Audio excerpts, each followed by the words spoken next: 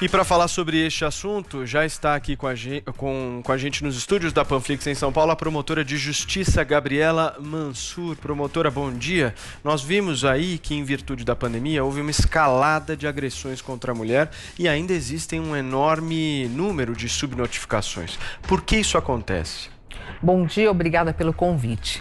Isso acontece porque muitas mulheres não se sentem em risco quando estão sofrendo violência doméstica. Muitas vezes elas nem entendem serem vítimas de violência e elas demoram para procurar ajuda. E quando elas vão procurar ajuda, elas já estão numa situação de extremo risco e que elas podem, de alguma forma, virem a ser uma vítima de feminicídio. Nós temos assistido muito isso. Nenhuma mulher morre assassinada de um dia para o outro. Existe uma escalada da violência que começa com uma ameaça, com uma intimidação, o controle excessivo, e isso vai evoluindo para uma lesão corporal, um cárcere privado, até chegar no feminicídio. É importante que essas mulheres entendam esse risco, façam a denúncia. Hoje nós temos vários canais de denúncias abertos para essas mulheres, para terem acesso ao sistema de justiça e também à rede de apoio. Não adianta a sua mulher denunciar se ela não vai ter um apoio psicológico, socioassistencial, o acompanhamento jurídico da denúncia que ela fez e também uma mão amiga, um acolhimento para que ela não desista dessa denúncia e entenda que ela não pode subestimar o risco da violência doméstica. Paulinha. Gabriela, o que falta? Que passo que a gente teria que dar para dar mais assistência para essas mulheres? Porque muitas desconhecem até os direitos que elas têm. E quais direitos elas deveriam ter que as leis, enfim, o governo ainda não oferece para que elas possam sair dessa situação? Paulinha, eu vejo alguns instrumentos necessários para a diminuição da violência contra a mulher. E um deles é isso que você falou, é a conscientização da sociedade desse grave problema. É levar a informação a todas as mulheres brasileiras de forma acessível e de forma que elas entendam aonde procurar ajuda, como buscar essa ajuda, o que acontecerá a partir do momento em que ela fizer uma denúncia. A falta de informação gera uma insegurança nessa mulher, um medo constante e elas acabam entendendo que é melhor ficar naquele relacionamento abusivo, porque ele tem aquele ciclo da lua de mel, que o homem melhora, fala que vai mudar o comportamento e aí ela desiste da denúncia. E do que enfrentar todo esse sistema que falta informação para a mulher. Existe uma outra situação também que eu entendo necessário, o investimento em políticas públicas para o empoderamento econômico dessa mulher. Muitas não saem da violência, eu percebo muito nos processos que eu recebo, porque elas dependem economicamente. O Paulo leu aí os índices de que muitas dessas mulheres ganham até um salário mínimo. Elas não podem ficar muitas vezes sem receber esse salário ou ajuda do marido, do companheiro ou até do namorado naquele momento de sustento da família. E ela corre o risco de ficar vulnerável economicamente. E muitas delas nem trabalham, seja por falta de acesso ao trabalho, seja de falta de oportunidade ou seja pelo machismo, o machismo estrutural da sociedade brasileira que ainda vê a mulher como a bela recatada e do lar, como se ela não tivesse direito ao trabalho, ao estudo e ela acaba abandonando a sua vida para ficar se dedicando somente à família e os filhos. Não que isso seja ruim, se for uma escolha dela, não tem problema, o que não pode ser é uma imposição do homem sobre a mulher. Adriles. Gabriela, muito bom dia. A questão da educação, tanto de homens como mulheres, na questão da violência, do abuso, que efetivamente pode ser feito para a educação de uma mulher de perceber os primeiros sinais de um abuso, de uma potencial violência, de um primeiro tapa. E em relação aos homens, eu vi que você falou em relação a centros reflexivos que reestruturam a psique do homem, do homem violento, que agride, que estupra, que abusa. Isso tem efetividade? Existe esse encaminhamento para homens agressores, abusadores que não voltam a agredir e a questão da educação das mulheres também? Sim, Adriles, eu entendo super pertinente essa sua colocação e eu invisto muito nisso. A questão da educação é indispensável. A educação nós colocamos aí a necessidade de falar sobre o tema nas escolas, desde o início, para meninos e meninas, para que eles já cresçam respeitando esses direitos, os homens e as mulheres exercitando esses direitos de ser quem elas quiserem ser, sem uma imposição social. Nas faculdades, eu também defendo que haja a matéria, principalmente na faculdade de direito e gênero, para que essas mulheres também que vão entrar, as mulheres e os homens que vão entrar nas carreiras jurídicas, tenham conhecimento total desta matéria para evitar a violência institucional de gênero. E também as campanhas publicitárias. Como eu disse, é importante conscientizar e informar essa mulher sobre os seus direitos. Campanhas publicitárias, o engajamento da iniciativa privada. Hoje está lançando o Magazine Luiza, Magalu, está lançando o Botão, juntamente com um projeto que nós desenvolvemos, os Justiceiras, para levar informação para todas as mulheres brasileiras. Então, essa educação, essa informação e dizer para a mulher onde ela pode buscar ajuda e como que vai acontecer depois do pedido de ajuda, da denúncia formal, isso é imprescindível para que ela tenha segurança e fortalecimento. E os homens? Os homens. Essa é a parte mais importante. Não adianta a gente só trabalhar com as mulheres, só desenvolver políticas públicas para as mulheres, sem olhar o outro lado da violência. Quem está por trás de uma mulher que sofre violência? Um homem que agride. E é com eles que nós precisamos falar também a necessidade de conscientização desses homens, de informação sobre os direitos das mulheres, de fazer eles entenderem que hoje em dia é crime no Brasil qualquer tipo de violência, discriminação contra a mulher e também uma possibilidade de mudança comportamental. Desde 2014, eu desenvolvo em Taboão da Serra, começou lá, um projeto chamado Tempo de Despertar, que é a inserção desses homens nos grupos reflexivos com profissionais gabaritados para fazer esse trabalho. Psicólogos, advogados, tem juízes que trabalham aí, delegados, assistentes sociais, para que eles consigam trazer o debate para essas rodas de conversa. E eu defendo que seja obrigatório. No começo as pessoas questionavam, vai obrigar o homem a participar de roda de conversa? Sim, por quê? Porque isso faz com que ele fique sob a vista do sistema de justiça, porque ele está respondendo a um processo, a gente consegue proteger a mulher e ele aos poucos vai mudando esse comportamento, de forma a evitar aquilo que eu disse no começo, a evolução do ciclo da violência. Ele para, ele não comete mais crime. E eu tenho os resultados para você efetivos e fidedignos. A violência, a reincidência nos grupos reflexivos de homens diminuiu de 65% para 2%. É um resultado extraordinário, é um projeto fácil e agora foi aí um dos fundamentos de uma nova lei que foi sancionada em abril ou maio de 2020, que determina exatamente isso, a obrigatoriedade dos homens comparecerem quando forem encaminhados para os grupos reflexivos de homens. É uma nova evolução e uma conquista das mulheres na Lei Maria da Penha. Muito bem, antes da pergunta do Joel, só uma notícia aqui importante, a Operação de Combate à Violência contra as mulheres acabou de prender 97 suspeitos em todo o país, a Operação Resguardo, que está cumprindo hoje mandatos em 26 estados e no Distrito Federal. Joel Pinheiro da Fonseca. Vamos lá, bom, em primeiro lugar, Gabriela, bom dia aí, feliz Dia da Mulher.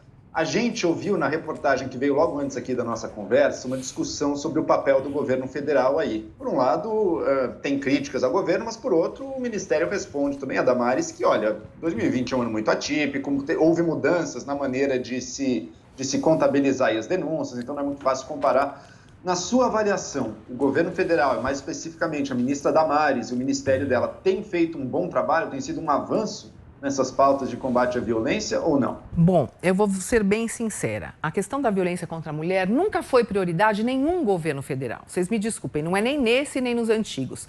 O que eu vejo? Embora eu não concorde muitas vezes com alguns posicionamentos, eu vejo um esforço muito grande da ministra Damares de se aproximar do sistema de justiça, de abrir as portas para receber as mulheres no ministério e para desenvolver várias políticas públicas, tentando fazer aí um esforço muito grande para conseguir implementar algumas políticas públicas que já vinham sendo implementadas. Eu entendo também que ela tem um comprometimento, que ela está, inclusive eu percebo ao longo, eu comecei a me aproximar um pouco mais, porque atualmente eu estou em Brasília, no Conselho Nacional do Ministério Público, e fica mais fácil o acesso. Eu percebo até uma mudança de postura dela do começo, quando ela começou como ministra. Já começou a entender a gravidade do problema, a necessidade de fato, colocar a cara à tapa para enfrentar a violência contra a mulher. Então, hoje, no Dia Internacional das Mulheres, eu não quero criticar nenhuma mulher. Eu quero parabenizar aquelas que conseguem, de alguma forma, conquistar mais direitos para todas nós. Putz, mas o Joel ficou triste com essa resposta. Ele queria que eu criticasse a ministra. Eu conheço meu amigo Joel Pinheiro da Fonseca, ele ficou extremamente triste. Eu gosto muito da ministra Damares. Eu já mostrei que as críticas podem ser infundadas. Que isso. Muito bem. Vini, sua pergunta. Muito bom.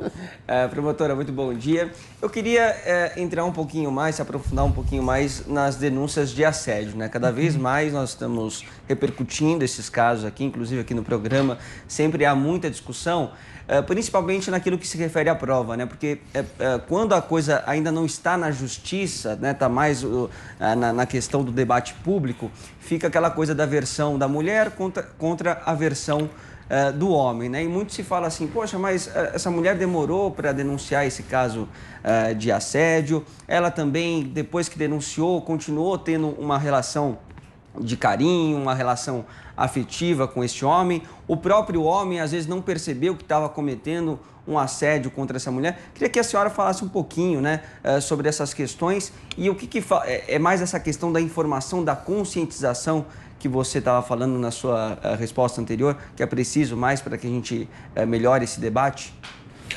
Bom, só queria fazer uma colocação aqui. O homem, quando ele comete assédio, ele sabe que ele está cometendo assédio. Isso é um ponto pacífico. Qual que é a diferença entre paquera e assédio? O homem sabe a diferença entre paquera e assédio. É a forçação de barra. É a pessoa fazer algo sem o consentimento da vítima. E esse consentimento da vítima, ele deve ser manifesto. Não é que a mulher deve falar, eu quero ser tocada, eu quero... Ela deve ser a manifestação livre e consciente dessa mulher. Ela não pode estar sob efeito de álcool, sob efeito de droga ou sob qualquer situação que a impeça de manifestar a sua vontade. Principalmente quando há uma hierarquia e há como se fosse uma imposição de um comportamento da vítima sob pena de ela perder algo ou ser castigada ou perder emprego ou sofrer aí uma ameaça espiritual, como foram os casos do João de Deus, que foi o que eu recebi. Mas o assédio é sempre psicológico, ele é sempre físico ou pode ser... Qual que é a diferença entre um cara chato, insistente, meio constrangedor e um assediador? Porque o assédio configura-se um crime, né? Sim, mas o assédio não necessariamente ele precisa ter um contato físico. O xingamento, ou você forçar a barra, inclusive virtualmente, está tendo muito assédio virtual. De você, eu recebi um caso em que a mulher entrou no Instagram, ele mandou a foto do pênis, ou ele estava se masturbando. Mas forçar a barra, alguém pode compreender assim, pedir 2 vezes para sair com a pessoa.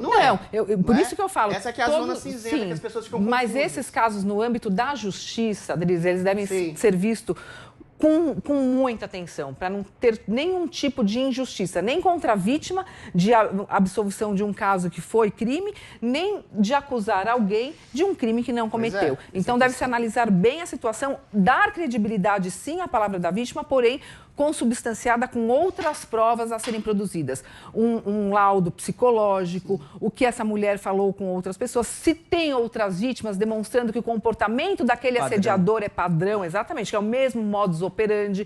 Agora, quando você diz aqui, só completar, desculpa, Paulo, quando você diz da questão de tempo, sim, essas mulheres demoram para denunciar. A mulher que sofre o assédio, ela fica muito envergonhada, ela fica com medo exatamente por conta disso, do julgamento social, inclusive hoje, que esses casos são escancarados na internet, e também da falta de credibilidade na palavra dela ou de alguma perda que ela terá com essa denúncia. E esse medo faz com que ela mantenha essa relação com o homem?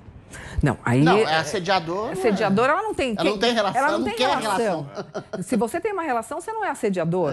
Quando você fala assediador, a mulher está contra a vontade dela em alguma situação. E aí nós temos que saber quais são as circunstâncias. E eu não gosto de ser radical em nada. Como promotora de justiça, a gente tem que analisar todas as provas exatamente para não cometer nenhum tipo de injustiça. Eu sou promotora de defesa dos direitos das mulheres, mas nem por isso eu vou ficar denunciando todo mundo sem que eu haja provas para isso. Meu compromisso é com a sociedade brasileira. Perfeito. Eu queria que a senhora pudesse comentar um caso que, enfim, teve uma repercussão imensa na sociedade brasileira, que foi o caso na Assembleia Legislativa aqui de São Paulo, do deputado Fernando Cury, que apalpa a deputada estadual Isa Pena. A gente teve imagens, né, inclusive. Imagens, enfim, está tudo registrado ali. E a Assembleia Legislativa, a promotora, ela deu uma suspensão de 119 dias ao parlamentar, o que equivale aí a 4 meses sem remuneração.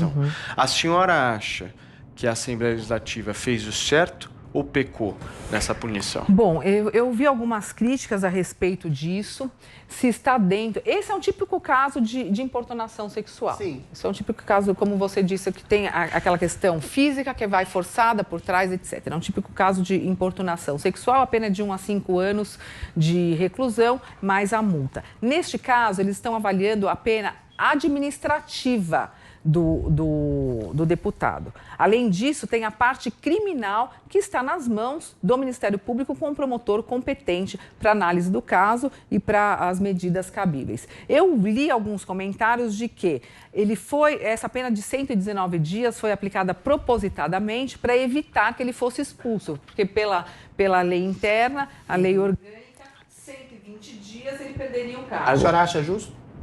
A medida que foi feita contra ele, aquilo foi um constrangimento ou foi um assédio? Aquilo foi um assédio gravíssimo de uma autoridade que estava trabalhando, ninguém tem o direito de encostar no corpo de ninguém quando a pessoa está trabalhando. Qual é a consequência? A minha postura é a postura de ter a perda do cargo. Para mim, como promotora de justiça, defensora das mulheres. Agora, eu não posso também entrar no mérito da decisão da Assembleia Legislativa. Nós temos que manter a independência dos poderes. A Assembleia Legislativa, no âmbito do Poder Legislativo, tomou a decisão administrativa dela. Nós temos que ver se formalmente essa decisão está correta ou não. Agora, no mérito, nós não podemos invadir aí e temos que respeitar a separação dos poderes. Eu só queria que a senhora pudesse esclarecer, a senhora falou no mérito administrativo e no criminal. Tem chance de No criminal está nas mãos do Ministério Público de São Paulo, em que ele vai, provavelmente, aí eu não quero entrar no âmbito porque eu não sou a promotora do caso, eu quero respeitar a independência funcional dos promotores de justiça, que é um dos princípios basilares da nossa independência e também da defesa da sociedade brasileira. E agora, se ele for denunciado e for condenado, afinal, ele pode ter aí sofrer uma pena e vamos deixar aí nas mãos das pessoas competentes. Doutora, uma última questão, só para ilustrar essa questão do assédio também. A gente falou muito, debateu muito aqui sobre a questão do Márcio Smelling. E ele, em sua defesa, mostrou áudios de uma das supostas assediadas, a atriz Dani Calabresa, em que ela, poucos dias depois do suposto assédio, teria convidado de maneira ostensivamente delicada, afetiva, quase que derramada, aí para a Disney, em que ela fazia brincadeiras de teor sexual com ele, inclusive mandando fotos nuas delas, ou seja, o que poderia, eventualmente, de maneira objetiva, sugerir uma proximidade sexual. É essa linha cinzenta que eu aludo, doutora. Como é que você constrói um conjunto probatório contra um homem que foi acusado de assédio e que depois demonstra que havia uma proximidade no âmbito sexual entre ele e a mulher que o acusou? Bom, como é que você faz esse conjunto probatório? Eu vou só esclarecer uma coisa aqui. Eu ouvi pela Ouvidoria Nacional do Ministério Público, Ouvidoria das Mulheres, várias vítimas a respeito desse caso. Então, sobre esse caso especificamente, eu não vou me manifestar, porque as providências já foram tomadas no meu âmbito, que foi o encaminhamento pela Ouvidoria Nacional do Ministério Público, no Conselho Nacional de Justiça, para as autoridades competentes que vão tomar aí as providências cabíveis. Agora, deixa eu só fazer uma colocação. Eu quero falar. Mesmo que você tenha um relacionamento com uma pessoa e em algum contexto desse relacionamento você seja forçada a algo, já está configurado um crime de assédio sexual. Perfeito. Paulinho. Queria que a Gabriela falasse um pouco sobre essa discussão que está acontecendo agora, sobre a questão da legítima defesa da honra, que é alguma coisa que era usada ali na defesa, inclusive num caso bastante famoso, que é o Dock Street, né? Então, ele matou ali a companheira dele, 4 tiros na cara, alegou legítima defesa da honra, conseguiu se inocentar a princípio, depois houve uma reivindicação pública a respeito do que aconteceu e agora discute-se se ainda é válido alegar-se isso. Queria que você explicasse um pouco o que é a legítima defesa da honra e por que não se aplica hoje em dia, porque estão querendo tirar essa forma de defesa. Na verdade, não existe legítima defesa da honra. Isso daí uma artimanha da defesa para justificar a morte de mulheres. E nenhuma morte pode ser justificada. Ninguém mata por amor, ninguém mata por ciúmes. A pessoa mata porque quer matar. Porque não foi, como disse, nessa defesa que você citou, Paulinha, do Dock Street, não fui compreendido na minha forma de amar. Eu amava demais e ela me abandonou, ou ela me traiu. Qual é a honra do homem que ele precisa matar alguém para preservar essa honra? Imagine se todas as mulheres traídas saíssem por aí matando os homens para resguardar a sua honra. Isso vem vem de uma estrutura sociocultural extremamente machista que ainda quer ter o controle e a posse sobre o corpo, sobre o pensamento e sobre o comportamento das mulheres. Então, sou extremamente contra, aliás, nem nos crimes, nem no tribunal do júri, que são os crimes dolosos contra a vida, os feminicídios, tampouco nas audiências que eu faço parte, em crimes de ameaça, de violência física, eu não permito perguntas que de alguma forma desqualifiquem a vítima, tentando justificar o comportamento do réu. A pessoa que cometeu um crime desses teve a vontade livre e consciente de cometê-lo. E hoje nós temos o feminicídio como um crime de homicídio qualificado de natureza objetiva que impede uma circunstância subjetiva para afastar essa qualificadora. Então, nós defendemos isso. Eu queria aqui parabenizar os ministros do STF, o ministro Toffoli e o ministro Fux, que estão derrubando a tese da legítima defesa da honra. Também já cumprimentando os queridos advogados, meus amigos, o Pauliotti, a Marina Ganzaroli e a professora Soraya Mendes, que fizeram um belíssimo trabalho e foram eles, graças a eles, que essa questão chegou ao Supremo Tribunal Federal. Perfeito. E neste Dia Internacional das Mulheres, nós conversamos aqui com a promotora de justiça, Gabriela Mansur. Gabriela, muitíssimo obrigado. Viu? Muitíssimo eu obrigado. Que agradeço. Conversa de altíssimo nível. Volto sempre aqui ao nosso programa. Acho que são falas extremamente importantes para a nossa audiência em relação à conscientização também, né, Paulinha? Sim. Sobre esse tema. Eu me sinto muito feliz de ter a Gabriela aqui. A gente já tentou várias vezes, né, Vini, trazer a Gabriela. Eu já vi várias palestras dela, porque essa segurança, acho que falta para muitas mulheres acreditar que pode dar certo, denunciar, mudar, ter essa guinada na vida. Eu acho que a Gabriela é uma pessoa muito forte, ela fala muito clara. E é isso, para você que está passando por isso. Pensa, tem o que fazer. A Gabriela mesmo tem as justiceiras. Eu sei que está uma fase muito difícil. Talvez você esteja em casa, você não saiba. Tem caminhos. É importante acreditar. Eu acho que a Gabriela tem esse papel muito importante. Muito legal. Gabriela, eu que agradeço. Obrigado. Viu? Eu que agradeço. Eu quero cumprimentar todas as mulheres brasileiras pelo dia de hoje, na pessoa da Paulinha. Também gosto muito de você e tenho em você uma força de mulher que representa e tem uma voz para todas nós aqui na Jovem Pan. Muito obrigada pelo convite. Estou com vocês, estamos nessa luta. Obrigado, querida.